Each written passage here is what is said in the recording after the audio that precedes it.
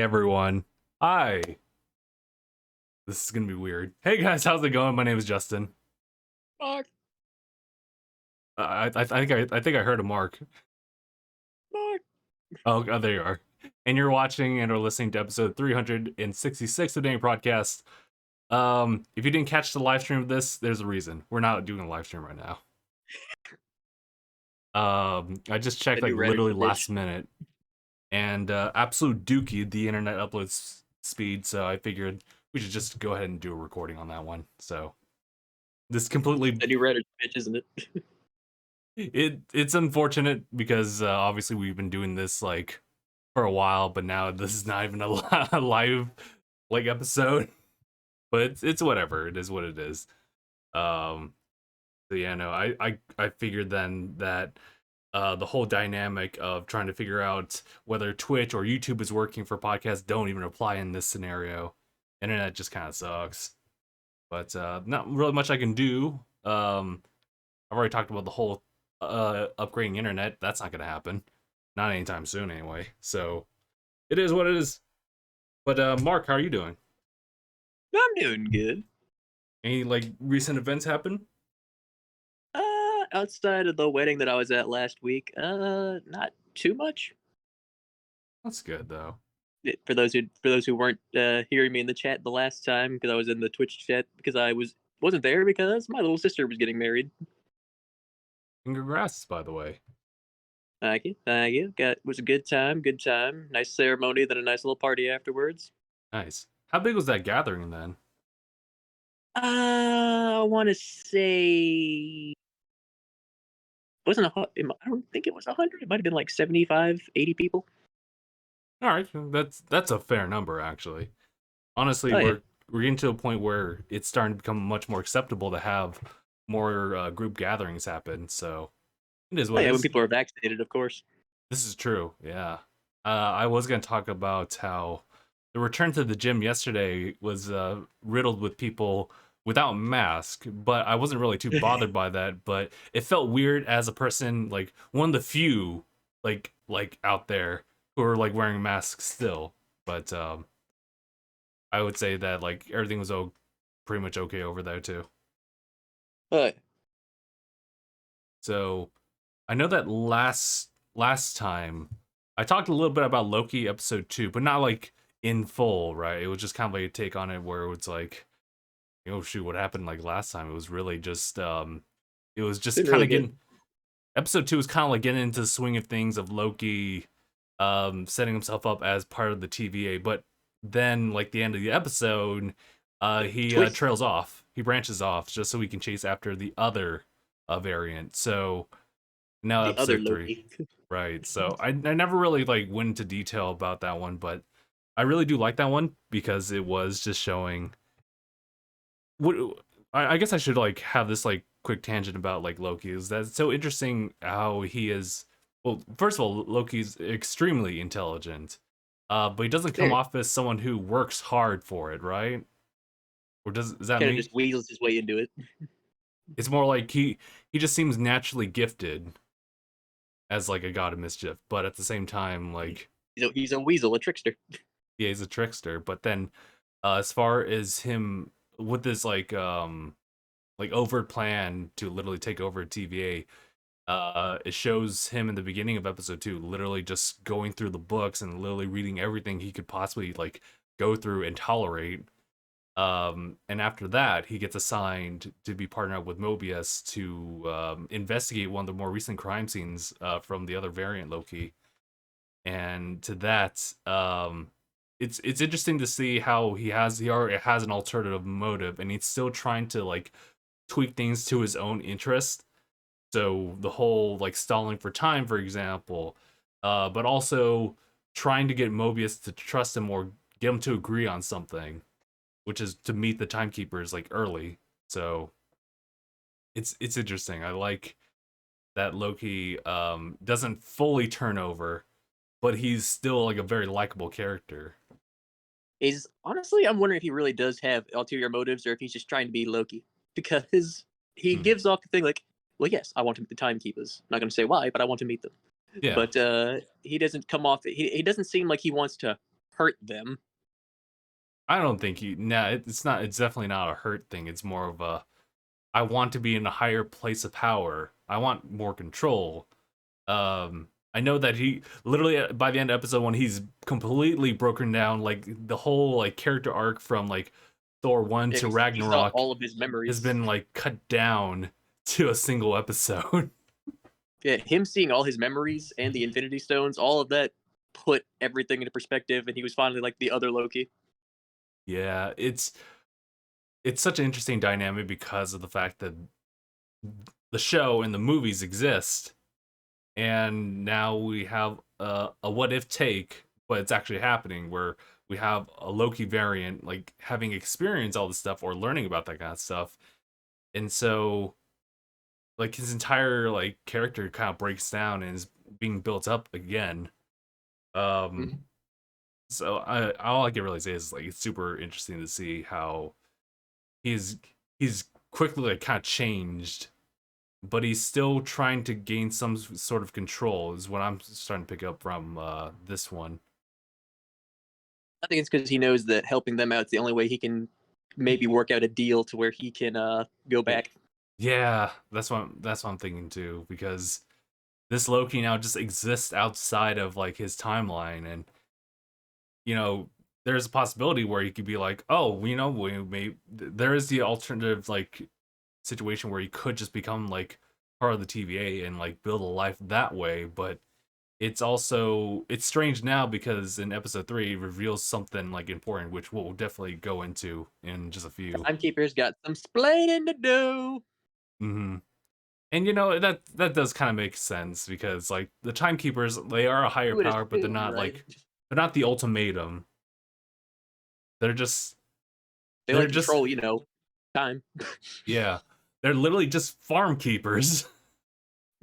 They only control, the very thing that keeps the world going. Well, that particular timeline. I mean, like, who's to The say that sacred there's like timeline, their so-called sacred timeline, right? Because at this which point, is the like, main timeline. the thing There are is no that more. There are no divergent timelines because that's what the TVA is for. right, because the divergent timelines incites like war between the timelines. That's why you have a bunch of Infinity Stones like locked up in a little cabinet in the first place. It's because paper So, weights. there's it's it gives you the idea that there's a lot of people who would who found out about TVA and tried to, well, maybe not just the TVA, but just simply want to make things their own. But the timekeepers have like this like crazy ability to just simply know, and obviously TVA is like part of that routine is to find out who could possibly create like a separate timeline and to stop that immediately because otherwise um that would like later cause like the butterfly effect. A lot of timelines would be splitting up and it just become chaotic when people try to realize, and when they realize that they can hop onto another timeline and screw with that. And so timekeepers are just trying to keep chaos at the very minimal, keep it within the sacred timeline. How Well, yeah, they because as long as the timeline goes on as it is meant to, you won't have a repeat of the wars that happened before. exactly. I know it's one of those debates that happen online. I'm on the side of like, well, the timekeepers foresee it, therefore they deemed it as like necessary. But all those arguments about how, what was it? The reason that the Avengers were able to like jump through time the way that they They were did and supposed get in to. the past for that is because they were supposed to. Yeah, like Um, it's the things that some people don't consider. It's because like everyone's like, "What? That's bullshit." I was like, "Well, no, not necessarily. If that's actually a part of the chain of events that's supposed to happen, then that would not create a divergent timeline." mhm. It can also kind of give you the idea that when Doctor Strange was digging into all the different possibilities, right, of how the fight with Thanos would tend to turn up, um, it was only that particular solution that would be the winning selection. So, should they have picked a different like path, then maybe in that case TVA would have gotten involved. Mhm. Um, and also, like during Endgame, it was the whole thing with like Hulk or Bruce, or I guess Professor Hulk at the point. he talks to the ancient one, right? And he convinces her to give him the time stone. The whole thing about like them just having the stones with them. If any one of them just simply said like, let's just keep them. Let's just keep them. I mean, if we have to deliver them at a certain point, then like we can deliver them whenever we want to. So why not wait? Then maybe the TVA would have like interfered with that too. Because I imagine that's why they did it, is because they said, all right, they're gonna go put them right back, so we're fine. Yeah, so I'll allow it. I'll allow it. You're putting them right back. It's fine. At least you're putting them back. And you know, like that type of conversation is like it's a super interesting one. But ultimately, I think the Avengers, well, any bit of like any event that happened in Endgame, like who was Gamora's sister? What was she called again? Oh, Nebula. Nebula killing herself. That was supposed to happen. It was like, Poor whoa. girl. The Poor fact that girl. She Gamora, they literally never picked gets to have Gamora an off. easy life. Yeah, Gamora having like a second chance, like with a previous version of herself. That was supposed to happen. So it's Sucks for Star Lord. I know he has to They start made all so much over. progress. So much progress, so much loss. Now he's got to do it all over again. The mental scarring is still there. Like it sucks. This is the love of my life. Yes. Shit. Your other option would have been a tree. Oh man. But yeah, definitely episode 3 left with a fuck ton of questions. It really does. I guess to jump over to episode 3, it's literally after episode 2, in which Loki comes across the variant. Obviously, it's one of those things where it's like, oh, they sent you to get me. All right, I got things to do though, so Who knows me better than me? I'm gonna just wave goodbye and just like walk off the portal, and Loki follows suit, and they immediately go to TV. Obviously, there's this big like years in the making plan that Loki, or in this case, what do they call her? Sylvie? Yeah, Sylphie, something like that. Sylvie, yeah. She had like this plan to well, actually we don't even know exactly what she wanted to do. She just showed up in the TVA, most likely um I guess to ultimately end like any pursuers, which would have been the TVA at that point. I mean, she wants to go after the timekeepers.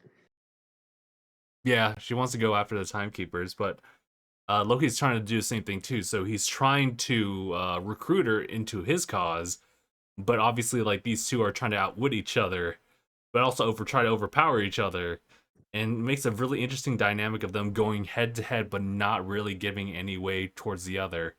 And it gets to a I mean, point where, oh, go ahead. our Loki, our Loki is clearly stronger than she is in many regards. I think Because I so mean, too. her enchantment, while it's strong, it doesn't work on him. It doesn't work on him specifically.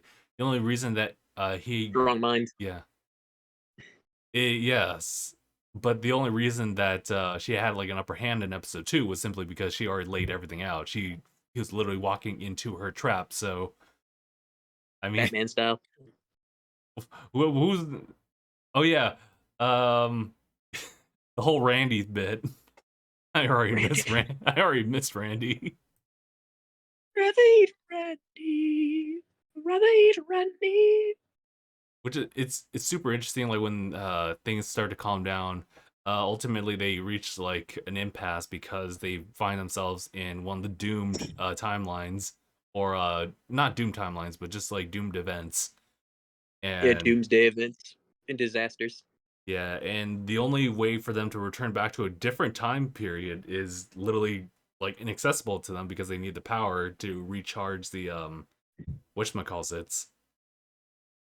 The basically just what it was basically the device that allows her to teleport through time. Right. So Loki having like his way by like hiding it away with some magic.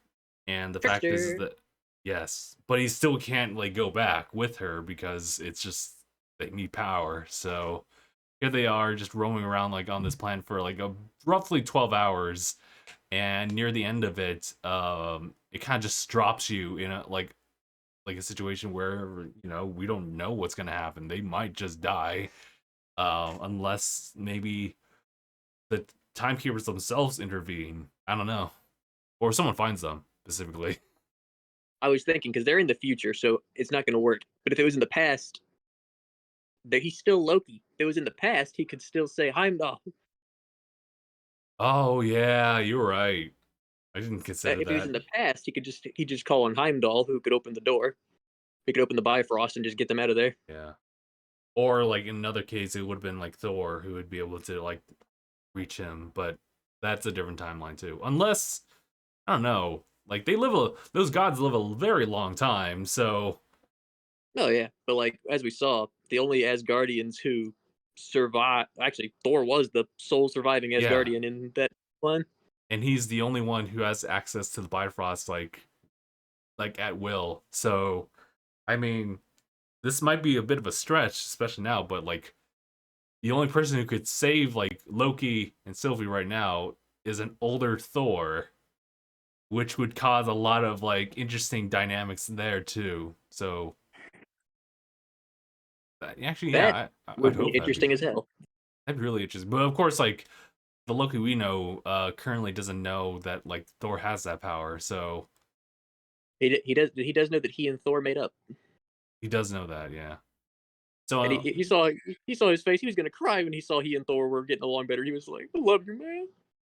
oh man, I was still so absorbed by the fact that like he was watching like his mother pass, and like that is the hardest shit for him. I know because he already felt bad about it. He has to experience it all over again. Right. And that's so interesting too because obviously when you look back on like the movies, like especially after like Thor the Dark World, it's literally him I saying like I forgot it was was made to because rule. Loki. I mean they were on the Like I greatest terms forgot it was together. because he told him. Like I forgot it was because Loki actually mentioned Hold the Right. Hmm. Like he was trying to get Thor, and he unintentionally got his mother. I forgot about that. Yeah, which is unfortunate. And of course, did show the bit where like he actually broke down and like Thor was talking to him, and then it was like get rid of the illusion, and you see the entire wrecked cell that he was in, Yep. and it's it's rough. So our Loki now is a completely different character now, having known like all the wrongs and the ultimate death that he receives throughout all of it. But Yep. He saw his failures, his redemption, and then his death. what do you think about Sylphie so far, as like seeing her character and knowing like some backstory? She seems she seems like she's been broken down. Essentially, she seems like she's fighting back at something. She's fighting for survival. Essentially, This is true. It's been like she's technically, I guess, in this case, older than Loki, and has been like just jumping between time like for years planning this out. So that would have like had quite an effect on like her personally, but definitely this is a like alternative version of Loki who internet Loki. who's been through different circumstances. Like we heard them like talking across the table from each other about like how their mothers were to each other. Loki, like our Very Loki's, different. yeah, the Loki's mother being a lot more caring and much more involved, whereas Sylphie's mother not so much, and she learned enchantments by herself. Whereas Loki was his magic was taught to him by his mother. Yeah, that'd be crazy if Loki. Oh man, it's like it's pulling an endgame. But like, what if like Loki jumped to a time period to see his mother and just get like an overall assessment of like how he is now versus how he was? Right.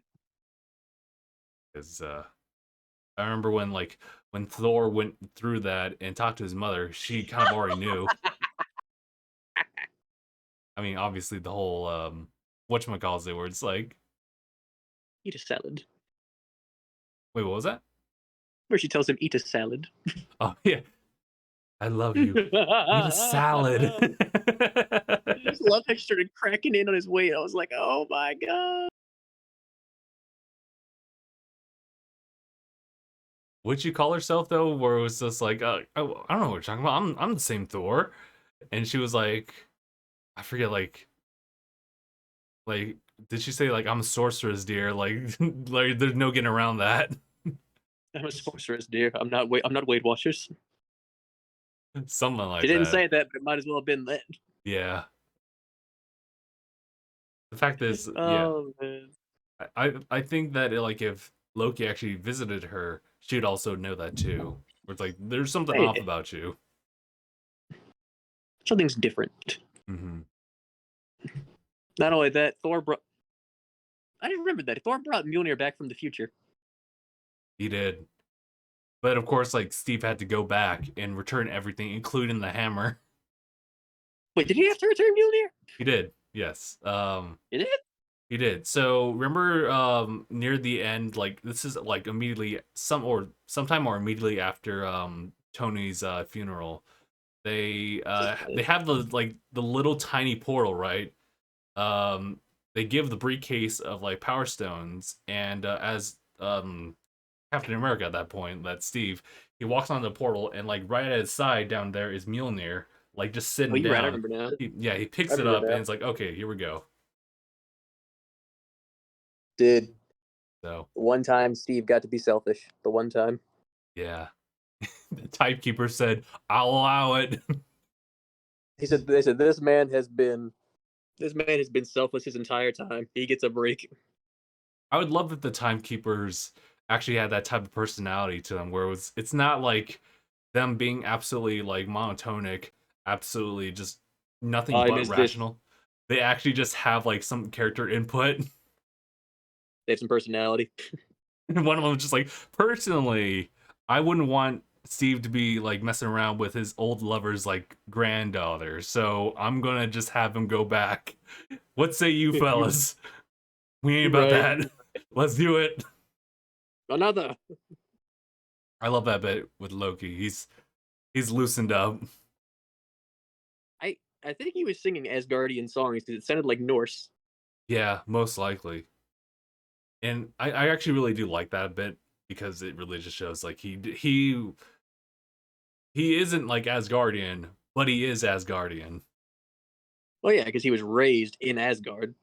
right? So it's to show that like he had that type of connection with them. Yeah, it's like nature versus nurture. Hmm. It's like say if you were to take somebody like who's like say if you took somebody who's white, if you raised them in an Asian household, They they're would gonna adopt a lot more of that like culture too, make culture. Yeah, it's right? the same thing for Loki. Even though he's a frost giant, he was raised in Asgard, so he Right. adopted Asgardian culture. My question though, I guess this is kind of going further back in the lore of like Loki. Like he's an ice giant, but he doesn't look like them. He never. Well, he did. He did. He did look like them for a little bit, but then like once, ooh, why am I forgetting his name already? Once he got adopted, he just started looking like an Well, when he Asgardian. got adopted by Odin. So yeah. So, but then like in Thor 1, they show instances of him actually revealing like what he would actually look like, and he was like, "Oh, that's weird." Okay. Oh yeah, when he was realizing that he's actually a frost giant. Yeah, when he was when he I think it just showed like his hand and it showed like the frost on him. It Um blew. and that's if he decided to like just shift it over. And I think he did that as a way to play like the cards against the frost giants before he waged war, was that he would show like I am one of you One of you. guys. So it's so interesting to know that he has that backstory. He's been raised like born like Frost Giant, raised as Asgardian, but now he exists like outside of his timeline, and now needs to like make a life for himself. Kind of similar to how like Thor is now, because at this point he's not a king anymore, or at least he resigned, so he could just Thor, Thor is technically still the king still a king, but he signed like a queen just like in his stead because he wants to go out and go on adventures with Quail with the Asgardians of the galaxy. as Guardians of the Galaxy. Which makes me think, like, Yeah, he could. Ooh, it'd be interesting if they've been traveling for a while. I think they said he is going to be in Guardians 3. Yeah, most likely, yeah. I'm not sure how impactful he's gonna be. Um, I mean, we've seen like takes on like characters like popping up just like very like mildly into like someone else's movie. So we'll see. But also how actively involved Mm-hmm. they can be, a la like Civil War. Right. So I'm really curious as to what like I mean, obviously we only have like how many episodes? 6 episodes, and Is that how many episodes they're doing of Loki? it's supposedly like really short. I mean, we can look it up too. Are we getting like Falcon and the Winter Soldier short? Loki episodes. Let's see. So far, WandaVision's the longest. Yeah, for sure. Um, let's see. How many episodes of Loki? See if I can like speed through this. Um, how many episodes are left? Um, yeah, it looks like 6 episodes. I mean, I won't complain either way, but we're at the halfway point. And I figured that like it might as well be short in this case because obviously we met the variant. We know like how involved like our Loki's going to be for that. So these next like 3 episodes are simply going to be like are like at what point are they going to meet the timekeepers and what are they going to do when they do? Right. So I'm very curious. Very curious about that. Yeah, otherwise I think that's all I wanted to say about Loki. I'm just looking forward to the next one. Like they've been obviously episode 1 was like getting you situated with everything, and episode 2 was like the brand new perspective. But Loki's still Loki, and is going to try his best to do things his way. And now episode 3 has been just honestly, I would say like episode 3 is just pure chaos. Nothing's in Basically. there's no control in it. It's just simply our characters just doing the best that they can under like their own circumstances. But Big facts. yeah. So, I guess moving on from the topic of Loki, want to give a quick acknowledgement of the fact that this past week has been a bit of changes, like on my end. Obviously, you guys see the whole room rearrangement has been different now. I'm pretty sure this is kind of a familiar look anyway, but ultimately, the whole TV that I had worshipped in this room has been moved over to the living room for entertainment there, but to give myself some space to have a much more ease of access as far as like the streaming setup, so that I'm not dealing with like a 4K versus like a 1080. I'm not sure if anyone deals with that, but it's really a weird issue where moving things back and forth causes like images to enlarge unnecessarily, and it doesn't really like work out like as a productive space. Although entertainment wise, like previously, it was great, but yeah, I decided to go back to the two 1080s, and then when the holidays come around, I'll look into like a better like a higher resolution. But I was gonna say that the arrangement now is a little better, I would say, in ways, certain ways, but not every way. All consoles and stuff like that are like literally on my right hand side with cables specifically for like the Elgato just like all over the place. It looks like a server room over there. Bruh. But I I'm just happy that it looks like this for the camera because I think this is a lot more of a natural look for it, like as far as like streaming and also just this type of content too. Just simply talking.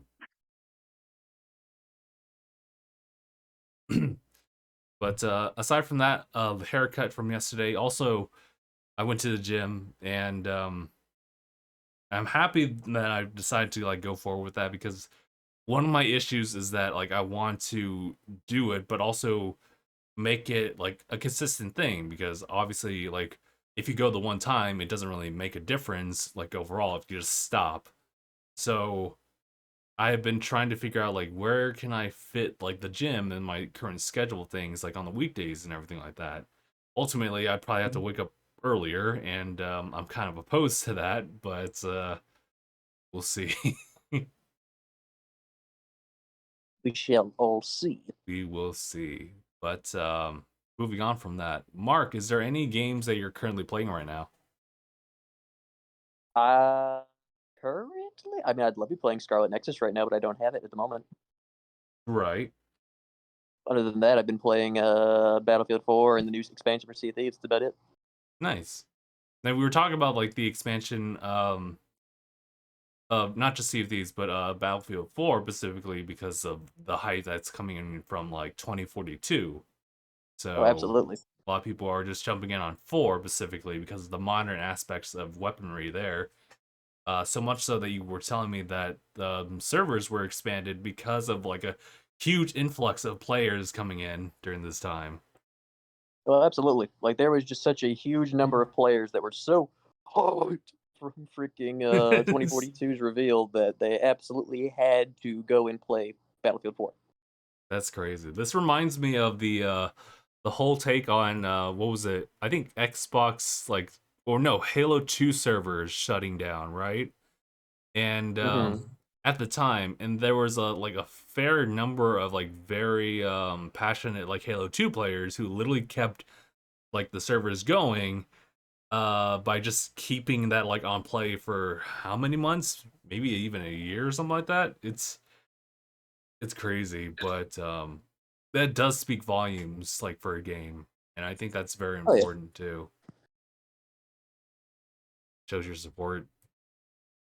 Look at Smash Bros. Melee, bro. They'll never let it die. They will never let it die. Like we're talking about like Kazuya, like his reveal like 2 days from now, as far as like more content about like him, as well as like a release date for his DLC, and people just be Meanwhile, you still still, playing Melee. I know you got people who are just still so much like, bro, Melee or nothing. Basically, I'm just like, bro, I understand you love Melee. It was a good game, but move on. But to be fair, we might be like that for Ultimate. There's like Ultimate True. just for the sheer like output for that game. Of content, it's got more content than any other Smash game there's ever been. This is true. So I mean, like it would be especially the case if that was the only Smash Brothers like going forward, like years from now, like say it's 2000 and 2030, and people are still playing Smash Brothers. It's kind of the same idea as people playing Marvel vs. Capcom 2 or whatever. Like Smash Ultimate, Smash yeah, Ultimate has been ported twice. been poured twice and that's it. But They've added a good handful of new characters and maps and music. so I mean, I think that when Smash Brothers Ultimate is going to be no longer being in support as far as like the main people, like adding maps or tracks or characters, people will just kind of preserve it like in their own way by just continuing to play it. There's like from my experience, like viewing people's takes on games and hearing about like these different communities, keeping that community alive. I feel that Smash Bros. Does have that spot for people where you'll see like a community for that. I talked about this last time, but Mega Man Battle Network, there's a lot of people who saw competitive play for that game, and to a point, they made it. They pretty much built a game from the ground up for that game that could have like online play that's a lot more reliable than you would have back then with just your regular ones. But I think Right. that's crazy. The fact is that people like found something else of value within a game and went out of their way to make it that way. So you might even see that with Smash Brothers Ultimate if people like found a way to mod the game too. So It's true. If they find a way to mod it, oh boy, here we go. oh boy, here we go. Basically on the online play aspect, I could see that. But yeah, I mean, Smash Brothers is crazy. Um, as far as Oh wait, we were talking about like the games you've been playing so far, and that was like we were. Oh yeah, it was Battlefield. I was thinking like yeah, games like Battlefield, or even like going back to Modern Warfare, like 1 or 2. Um, there's definitely gonna be people who would still be willing to play that if they could. Which is why, Absolutely. which is why I think like games like Master Chief Collection, where they actually like bring back the multiplayer for those games in their own way, Mhm. uh, is super dope. Oh, absolutely. So Did that like, you also hear this is a game this is game news technically. oh Did you okay. also hear about the podcast that Phil Spencer was on? Oh yeah, yeah. There was talks about that. Good thing you pointed that out. It's dealing with Killer Instinct, right? Yeah. Right. So it's one of those things where Killer Instinct came out in like 2013, 2014, something like that. They've had some like seasons of just Very new well like received. characters and like soundtracks. Um Development on that game is pretty impressive considering that like there wasn't much of a like support for that. And Phil, you can like go into more detail about this. I'm pretty sure you're a lot more well like informed than I am, but what I got the gist of it was that they acknowledge that Killer Instinct is still a thing and people are still wanting to play it. But as far as continuing like with a Killer Instinct 2 or like something new for Killer Instinct, they just don't have a team behind that. It's basically this. We know it's still there. We want to work on it. We are going to work on it. It's just a matter of we're waiting for the right time and the right team. Exactly. So I guess like for those who really want to continue with that or are really passionate about Killer Instinct, that's one of those things where they just need someone to champion the game Yep. or Phil, the Phil said series. that Phil said that he thinks that if any he knows they've got multiple IPs on the back burner. He said like they're like Perfect Dark, Banjo, all that kind of stuff. He said he's just like he feels that they all might come out one day. Just the fact that they need somebody behind each project that's passionate, because a passionate person behind each project is really going to push it. This is very true. I mean, I guess one of the examples I'd be looking at is like Sonic Mania. Like it's literally built up of like one dude, like or at least they collaborated with one dude who remade the Sonic levels for like the iOS or like mobile devices. And then like one of the people behind the music is literally someone who's done covers like for Sonic and genuinely enjoys it. And like the byproduct of all of that was something like very special, Sonic Mania. So Mm. in this case, like for a game like Killer Instinct, where it already had like a crazy development like history on it, where it's like we're talking about like interviews with Mick Gordon, for example. That's just only one perspective of it, but just the history of that one, it takes something special like that to do it again. The On top of question all the is collabs though, they had come into the game. yeah, the question is though, like from what I understand, is that Mick Gordon at that time was relatively new, and of course they paid him for like his efforts with Killer Instinct as far as making music, but now he's well versed in like music production, like for other games, Doom specifically being like a very popular one. So his rate is Killer going to be a lot Instinct. higher. Killer Instinct. He's done some really good stuff with that,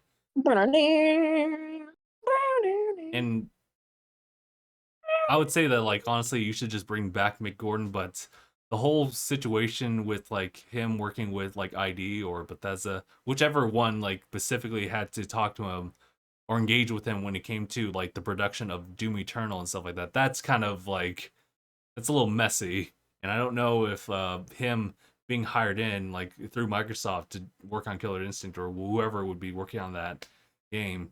I'm not sure if that's going to have any connection with Doom Eternal's staff because again, really messy situation. Then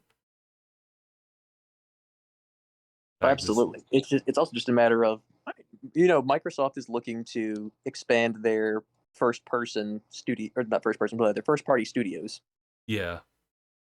So it's just a matter of finding the right team or acquiring the right team. Oh yeah, actually, you got a point there too. I don't know. like which companies they would acquire that would be doing something specifically fighting game orientated. Um, I think they have a fighting game studio. You're right. oh, do they? Oh, okay. Yeah. Then No, they're I'm saying good. like I don't think they do. I don't Oh, think they they don't. do. Oh, You're okay. right. But I mean, like if they do one of these days, then that could be a project that they can be working on. Of course, they'll have to be careful because literally anything that they acquire just shows up on the news, and when the news spreads, stories build up, anyways. So they'll have to be careful about that. 5 more studios rumored to be snapped up by Microsoft. Arc Systems. It's like Could you what? imagine? Could How did you they just acquire? imagine? It would not be a bad purchase, but could you imagine? Could you imagine though? They like just up and acquired them because it'd be weird too because like there's Guilty Gear Strive, right? And that's on PC and but PlayStation specifically. So it'll be interesting. I mean, granted though, Bethesda was another story too, where what was it, Deathloop was like gonna be for both consoles, and that was before they acquired like Bethesda, Microsoft, and now it's that's kind of like When well, they got Deathloop, Bethesda, that was a power move. that was a big for how much money? Something $1 billion. It was like $1 billion. Bruh. Also, the rumor right here that I'm seeing right now Hmm. is these are some big names.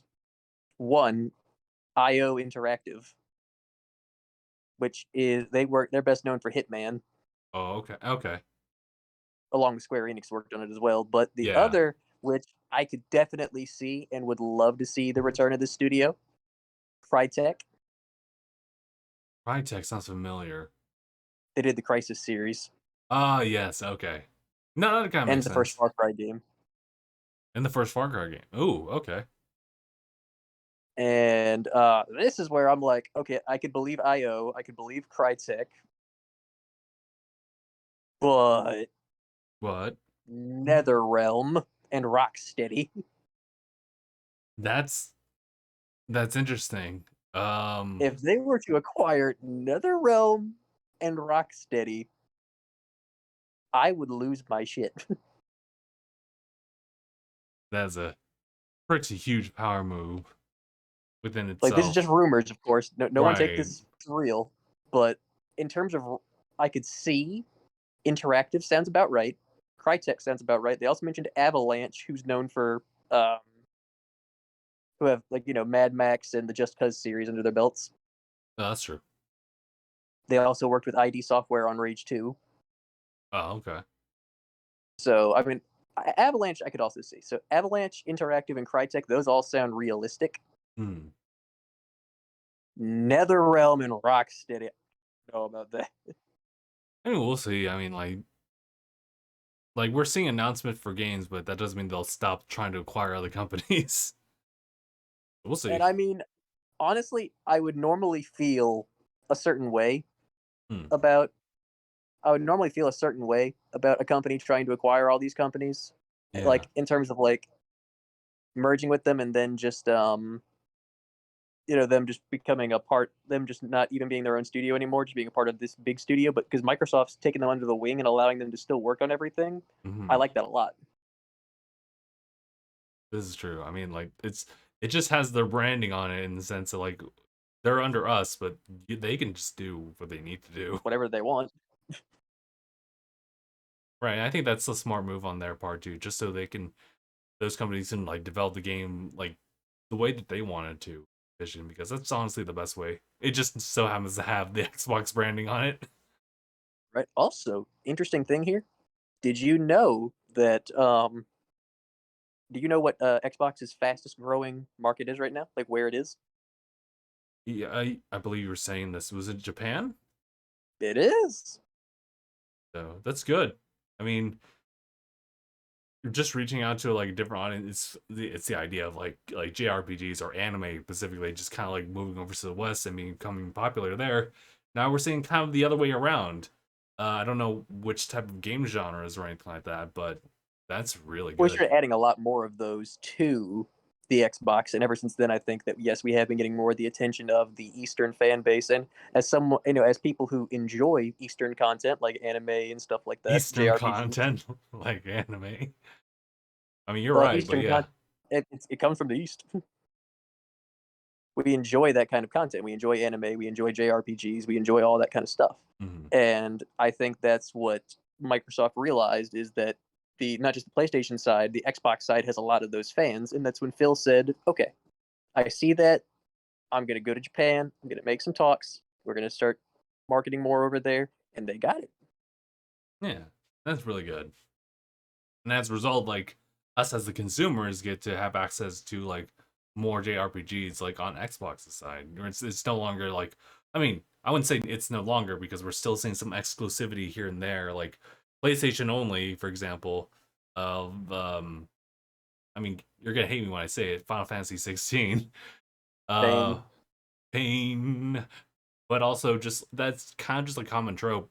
That in the Switch, but Yeah, Xbox and Switch are good friends though. they they're good pals. So it's all So on. Sony is just starting to come around to people. I mean, you would think that, right? And then you look at Well, that, Evo, and you're like, oh, I'm oh, talking about in terms of in terms of crossplay and in terms of other things. Like they're like, okay, maybe we'll play ball.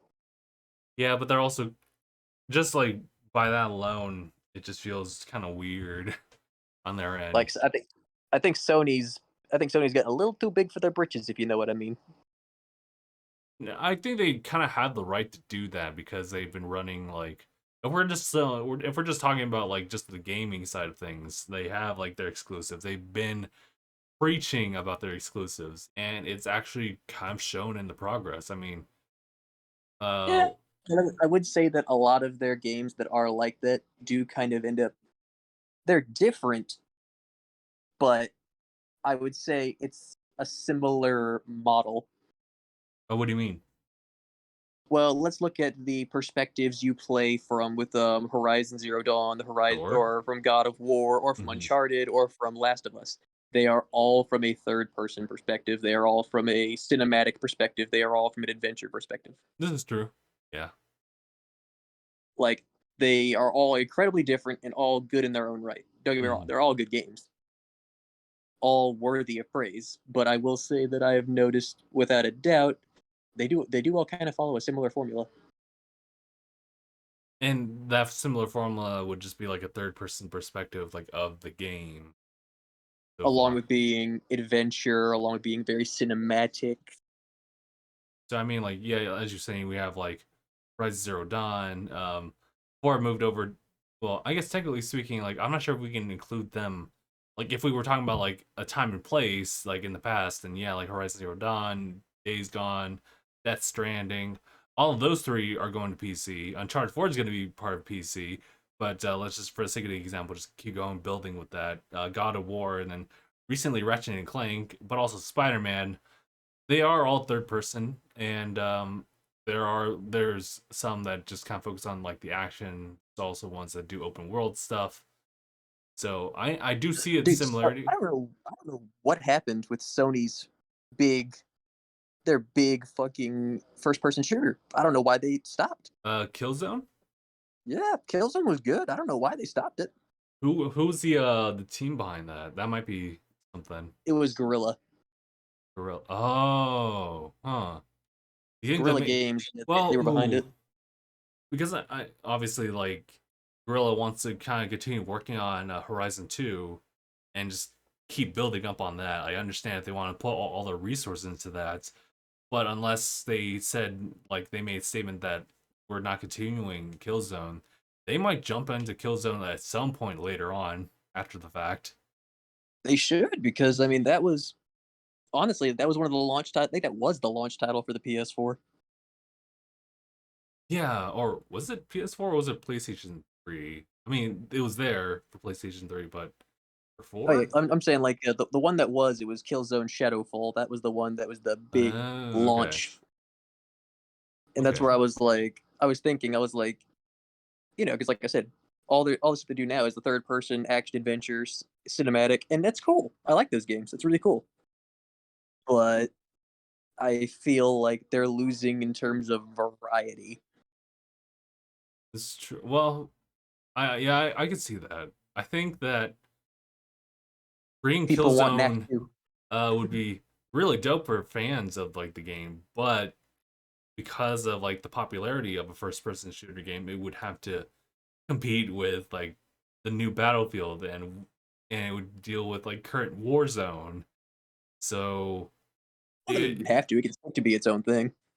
I mean, is it like I mean, obviously I'm not familiar at all, but does it like include like a really good campaign? Does it include well, I'm pretty sure yeah, but does it also include like good multiplayer on that front because um unfortunately when we talk about first person shooters, we also have to kind of talk about with the exception of Doom, um we do have to talk about the multiplayer aspect of it Oh yeah, absolutely. because now that's becoming like well, I guess since like Modern Warfare, like that's been kind of like a main focus Wait, there was for a that Knack but too. I did that not know there was a Knack too.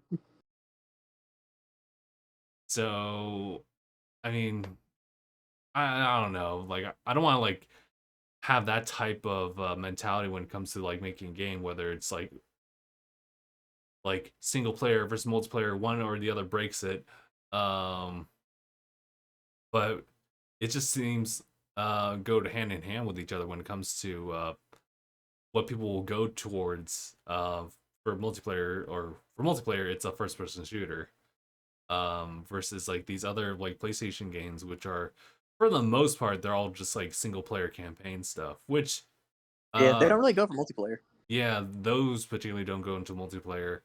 I would say though that like maybe the whole third person kind of just helps to personify them which therefore helps like with Sony's branding of it I guess because they have PlayStation games and those are like faces that you can recognize versus like a Yeah, first person shooter or just in like uh, I could instantly recognize Master Chief. that's true. I It could just instantly recognize Captain Price. that's true. I could instantly recognize Doom Guy. But hold on, now we're kind of like but can you recognize something from Killzone? Yes, I have played Killzone. Okay. I Like mean there might be that. if you were to show me one of the enemy troopers from Killzone, I would say, oh, that yeah, I'd recognize it. That's Killzone. Okay. All right. Then in that case perhaps that can work. They do end up having I think that first person shooters in that case do have to end up competing with other ones that are ongoing right now, but like I would still say that like if the campaign's strong, then that should be good enough. Oh, and I'm glad they released Ratchet and Clank because I was like, honestly, like when they launched, when PS4 launched, it had a good variety of games. Like there was Killzone, you got your shooter. There was Knack, you got your platformer. There was Infamous, Second Son. There was that was your third person adventure, like exploration kind of thing. There was also the Order 1886, which was an interesting concept. That it was more of like a cinematic third person shooter, or was it third Yeah, person? a friend of Oh, mine really liked it. He said he'd love a sequel if they ever decide to do it. hmm, it's interesting. Maybe. Well, actually, I have like I don't think I have like proper like input on this one. It's just that I mean Sony would have to like maybe create a new IP like for a specific genre of game. So and you know we'll see like if they ever do anything like Godfall that. also third person. Godfall's also third person, but we don't really talk about Godfall that way. Bloodborne also third person, We do talk about Bloodborne, but unfortunately Sony doesn't. which was a huge hit. Unfortunately, they don't talk about it yet. Also, I did not know Knack got a sequel in 2017. I had no idea They about did that. have a knack too, just out of nowhere, Was and that now actually a thing? I had no idea that was even a thing. but now everyone's anticipating a knack 3, or that's like the butt of the joke. About to get the Banjo 3 treatment. You're gonna want it, but you ain't never gonna get it. Oh my god, dude! Like Pain.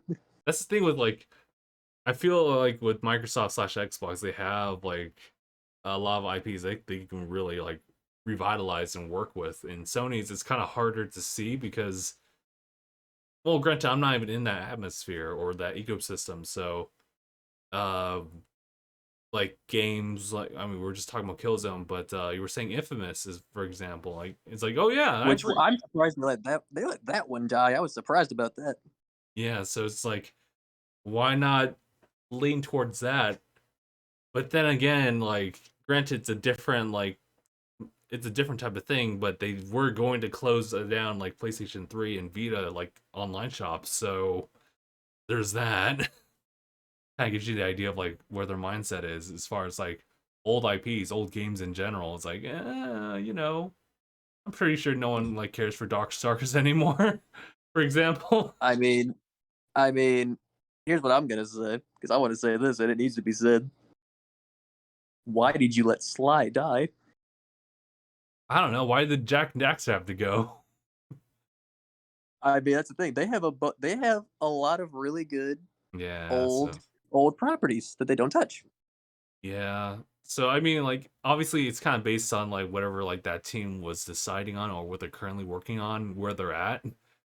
But I mean, well, it's hard because I don't know what Sony's like planning like going forward. Obviously, there's Horizon 2, and that's literally all I can remember them doing. I feel like if they had like their E3 press conference, then that would have been like easier for me to pick at, as far as like, oh, well, they're working on this, they're working on that. They might revitalize But they this, they didn't have an E3 but they didn't conference. do it. Why? Because they gotta be like a little Nintendo like, except they didn't even release anything. Right. Nintendo showed up. Granted, it's still And like a they direct. delivered. Yeah, it was so interesting how Nintendo's like branched off and everyone else kind of did slowly the same thing. But PlayStation's kind of weird this time around. We don't know what they're doing. I will say I didn't expect the reveal like a long time like a while ago. It wasn't recent, but it was a while ago about Perfect Dark. Oh yeah, Perfect Dark. The fact that they brought that out of the woodwork, they brought that out of the vault. I was like, I say woodwork, but it's more of a vault. They brought that out of the vault. I was Mhm. like, well, holy shit! Yeah, so I mean, They must have found the right team. probably right because and I'm also thinking about Banjo again. But that's also One Rare. day, So I mean, one day, Rare is working on Everwild, and as we were talking about, like Sea of Thieves they've is the expansion. So yeah, and as we know, Everwild has been rebooted in development, and they have yeah. Greg Miles working on it. Greg Miles, also known for projects like Viva Pinata, Banjo Kazooie, and Sea of Thieves. This is gonna be interesting. And I mean, Greg was very hopeful about when Smash was putting Banjo in. He said he was really hopeful that this will inspire a demand for a new Banjo game. Yeah, because I think, well, one, Banjo's kind of long overdue for one, and two, I mean, people are still playing like the old games, and thank goodness Xbox is the way that they are, and they're allowing you to play those old games up to now easily. But uh, just that we don't really know because like Rare kind of has their hands full with these other games, so we have to wait. I know it's like we gotta wait while they do that, but it's also because they've said they've got a lot of stuff in the works. Like Rare has many things that they're working on, Yeah, Conquer. and that's like I see that. I mean, he said if they want to do Conquer or if they want to do Banjo, it's up to them. Yeah. So, And I just realized this: hmm. all the other Rare games now have gotten new things: Battletoads, Killer Instinct, Perfect Dark. Yeah. So that would mean we still have Conquer and Banjo left. So they've Mm. still got two in the chamber. They can work on it whenever they Yeah, they still can. got they still got two mags left. Speaking of the other games from Rare, how is Sea of Thieves expansion? So good, so fucking good. Like, like where you at right now with that? Like, have you Oh, got I like, finished it. oh, you finished? But you about to complete? You completed? Like I didn't complete all the accommodations, but I did complete the new Tall Tales. Okay, Really, really good. You honestly need to play them. probably yeah. I mean, I guess like I mean, aside from like the obvious like guest star like for the expansion, just like I'm curious as to like where they take you like in this new one. Uh, Basically, a lot of it takes place in the regular Sea of Thieves, and then Sure. it takes place in the Sea of the Damned. Oh, okay. And the Sea of the Damned is basically when you start the Tall Tale, a portal will open up to take you to the Sea of the Damned. Oh, okay. Like that. Pretty simple. And I get, dude, just the architecture. Oh my god! Like just the way that it's designed is so clean. Hmm. Okay. Like I love the foliage. I love the way that the buildings are built in the Sea of the Damned in terms of like the creativity they were going for the Hmm. pirates stuff. Okay.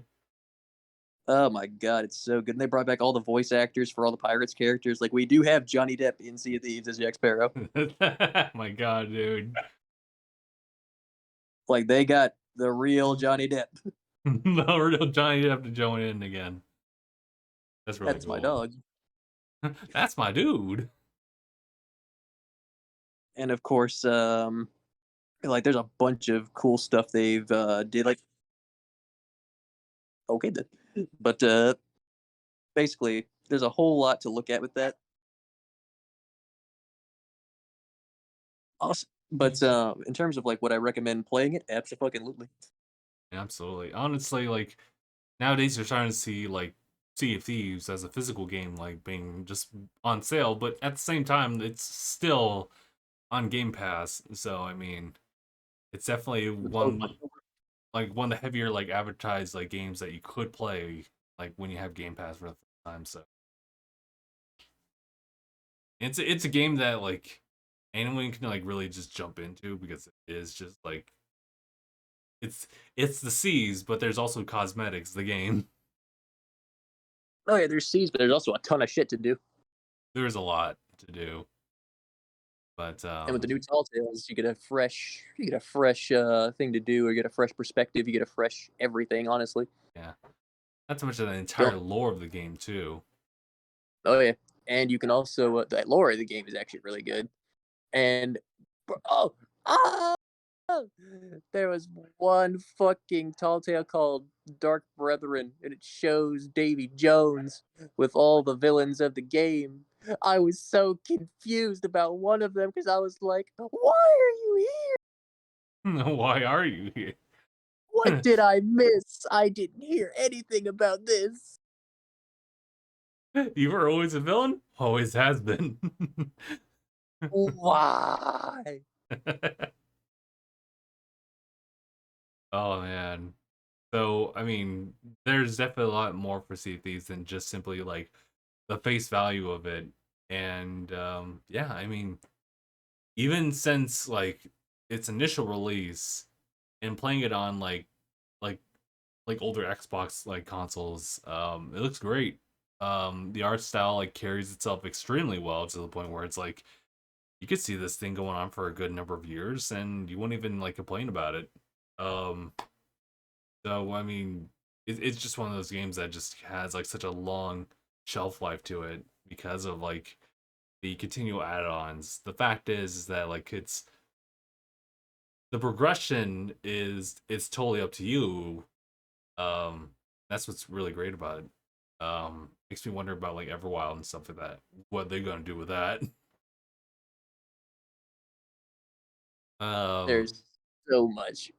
there's so much. As far as games on my end, currently juggling three of them right now.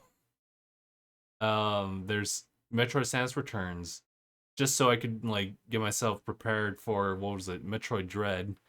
Um, in what was it, October or something like that. Jeez. Um, then there's Sekiro. I was currently dealing with an audio issue with that one, and I'm still needing to look into that later. I guess I'll put that on hold. So I'm only juggling two. So I'm currently playing through Scarlet Nexus, and that's been very enjoyable actually. As far as Oh, I'm sure it's fun. I'd love to play it. you'll get your chance for sure. I won't say anything about like the story because I find it to be like it's weird because like when you hear like the reviews of the game, it comes off as like, it's excellent combat, which I won't complain about. But people are saying that like the story and some of the character developments like kind of fall short. So far, I mean, granted though, like I'm only like beginning of the game, few hours in. It still kind of grabs me in the sense that like the characters are pretty pure of themselves, and the story is kind of confusing, which actually lends itself well to that constant like thought in your head as far as like what's happening, what is happening to these characters, why is it all happening, what's the next approach, and it's one of those genuine feelings that I'm just gonna hold on to because I think that plays so well into like the engagement of this game. The fact that you don't really know, um, and it keeps you guessing on that. So I Oh, mean, absolutely. I guess one of my favorite things so far is I guess because of how it's set up. Like, what do other people think about it in like their own communities?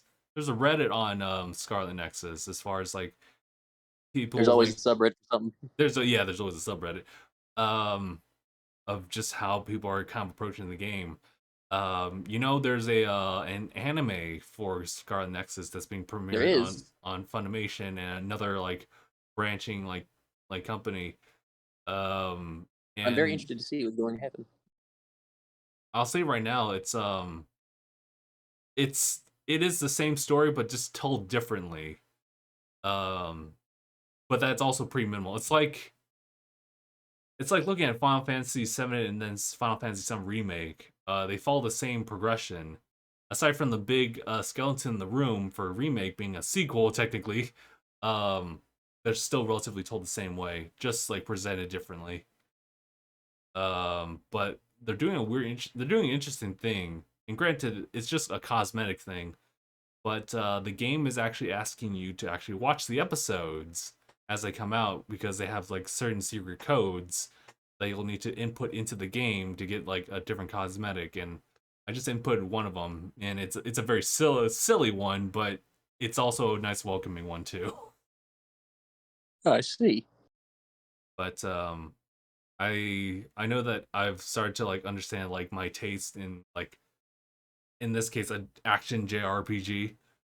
So that's an interesting thread to go through because when you look at the subreddit, there's one posting about like how people are approaching like the brain level up system, in the sense that like which path are you going through. I literally read one where it's like, oh, I just saw the auto heal option and I was like, you're let's go straight line like that, and I was like, that's exactly what I went through.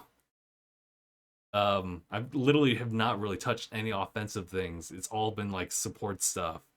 In the game, it's kind of like, I guess I'll, for lack of better like examples, let's use the Souls like games for example, or in particular, what's Code Vein? Yes, Code Vein, where you Very have good game. like let's we're using your vial mechanic. You're using an item and it's gonna take you a while. In that branch for support that leads up to like the auto heal, there's a option where it lets you just skip the action of you animating yourself taking the item and you just take it like shortcut like. So there's definitely a lot of bonuses there. What's interesting on like my end was the fact that I reached that point, and I'm trying to unlock certain things that allow me to add more stuff onto like Yuito, for example, so I can just have them get like these buffs from items and add more of them.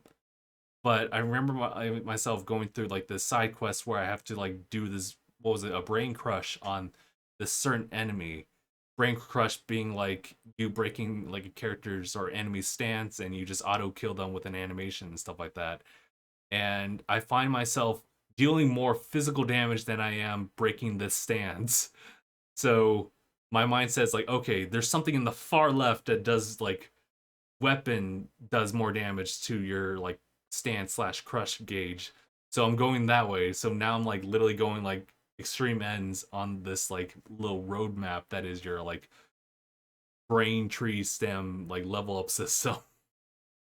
Yeah. So I've been genuinely having a good time just kind of just I guess humoring myself on that instead of like going for like, oh, obviously you want the double jump or like the mid air dash, or you want to just do like a charged up like Y button attack. It's like, nah, I just kind of want to figure out like how to get there, just for the sake of this like one side mission that I can't beat because I'm too strong. I'm too So strong. yeah, but that's only like a good first couple hours into the game, and the fact is that you have like a second character that will help unveil more of the story because again, that story is kind of convoluted. Well, not convoluted. It's just it does a good job on Yuito's side for him to serve as like the Y type of character. He's obviously your golden boy. He's going through all this stuff like wholeheartedly, but then just stuff happens and you don't really know why. You're trying to make sense of it and you're talking to characters, Why but does more this stuff keep just starts happening to me? things starts compounding on themselves and obviously we're going to come to a conclusion to it, but I'm just so I guess like I'm so involved on like just one side of the story that like I'm very eager to see like exactly what was happening on Gasane's side that like led up to this because like when you talk to her as Yuito, she always says I'll explain later. So she's in the know of certain things, but Yuto's Let's like explain what now. why why? So You're like, please explain now. What are you doing?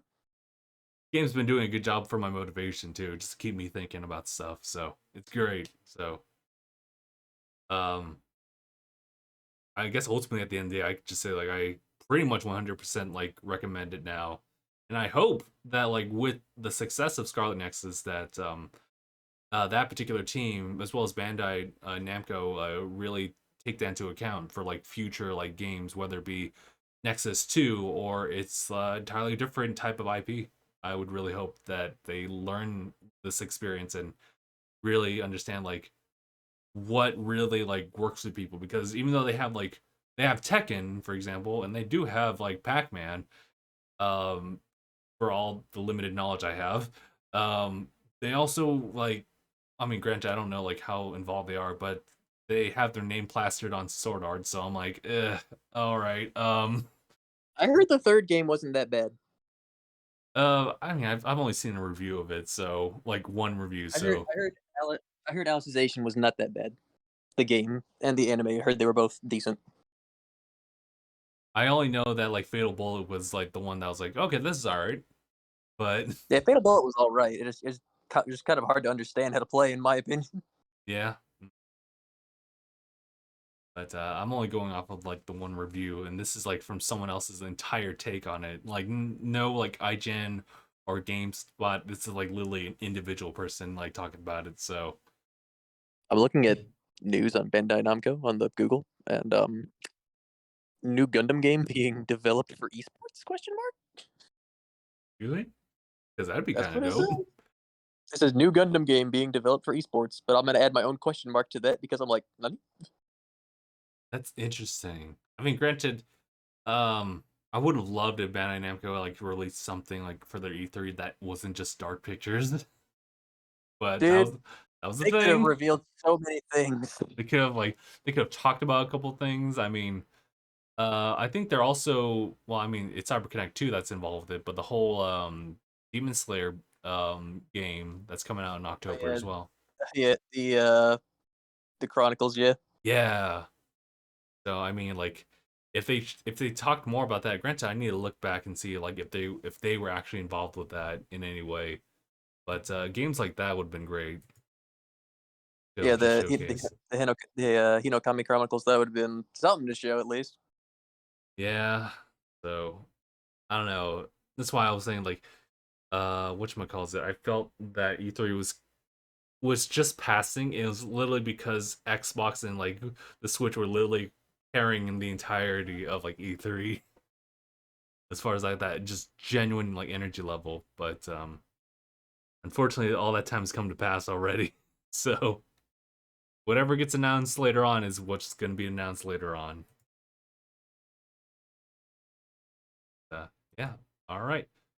I think that's pretty much everything. I don't even know if there's anything happening next week as far as news, but I'll stay hopeful as far as like anything new popping up.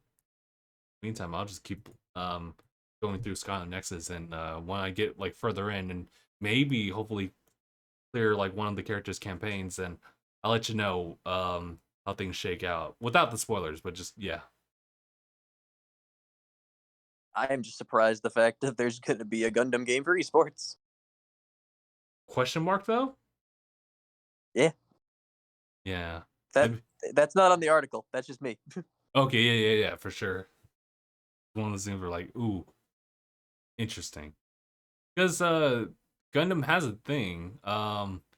They did No, they have are. They have a side tournament at Evo this year, apparently. they also had a mobile game too. I played a fair bit of that. That was actually pretty fun. Yeah, I tried the mobile game. It was all right for sure. Yeah, for sure. Like, it wasn't bad at all. Yeah, it wasn't bad. It was just I played a certain point, but I was like, all right. But still good. All right. Also, apparently in Shanghai, they just put up a freaking 1-to-1 scale statue of the fucking Freedom Gundam in Shanghai. Oh yeah, I heard about that. That's dope. There's another Gundam statue out there now, not just the one in Japan. Noise. We want Hey. to rank one of these in every country. Yes, please. Over here, The please. American, if the American one is not specifically red, white, and blue, I will riot. If you can make ours a little like rounder on the sides, that'd be great too. A little rounder on the A sides. little rounder. What's that supposed to mean, huh? I mean, to open more diversity in the in Are you trying to say make our in the Gundam Gundam fat? universe. Are you trying to say make our Gundam fat? I mean, you said that. You said that. All I'm You said saying. rounder. You said rounder on the sides. I'm like, this motherfucker said, give us a fat Gundam. But listen, I'm gonna keep a tab on that very loosely. But if we do get like a rounder, like not rounder, like a bulkier Gundam, I'm all for it. But oh shit, what was I gonna say? Oh, you were saying Shanghai, and I was thinking like, did you watch the Shang-Chi trailer? I have not watched the latest one, but I am excited for the movie. Okay, I won't say anything then, but do watch that for the ending bit. But yeah, all right. In that case, we'll go ahead and end it off here. Yeah, so it's been a really good conversation of just like Loki, general life updates, and just games in general. But yeah, all right. Go ahead and here. So thank you guys so much for watching this episode of DangIT Prodcast. This is episode 366. My name is Justin. Mark. And thanks for watching. Hashtag bye everyone. Take care of yourselves. Let ya.